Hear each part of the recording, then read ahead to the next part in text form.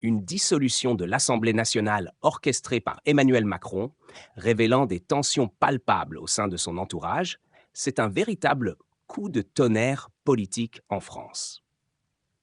Alors que le livre La surprise du chef, à paraître le 9 octobre, s'apprête à lever le voile sur cette séquence décisive de l'Ave République, la chef du service politique de Politico, Pauline de Saint-Remy, s'est exprimée sur les dissensions qui secouent l'Élysée, des conseillers qui se sont éloignés, une première dame au tempérament bien trempé. La crise au cœur du pouvoir s'intensifie.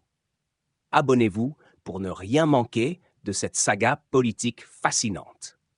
Dans un entretien accordé à l'Express, Pauline de Saint-Remy met en lumière une situation qui fait couler beaucoup d'encre.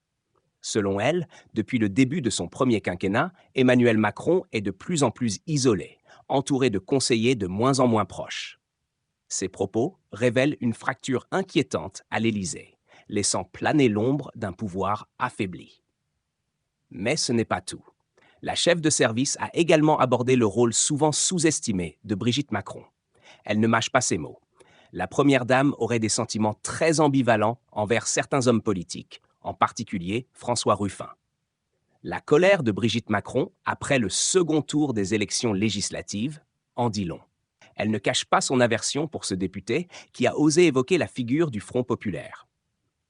Selon Pauline de Saint-Remy, Brigitte le déteste, lui reprochant même des propos inquiétants tenus en 2018, insinuant que son mari pourrait finir comme Kennedy.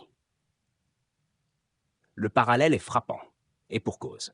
Le 35e président des États-Unis a été assassiné en 1963, et ces mots, prononcés par Ruffin, résonnent comme une menace pour un président déjà fragilisé.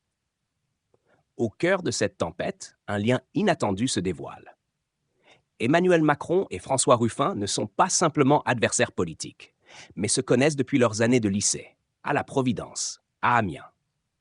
Une amitié d'enfance devenue rivalité, marquée par une méfiance croissante. Ruffin, dans son livre Ce pays que tu ne connais pas, a fait des révélations fracassantes sur Macron, le qualifiant d'imposture et le décrivant comme un homme vide.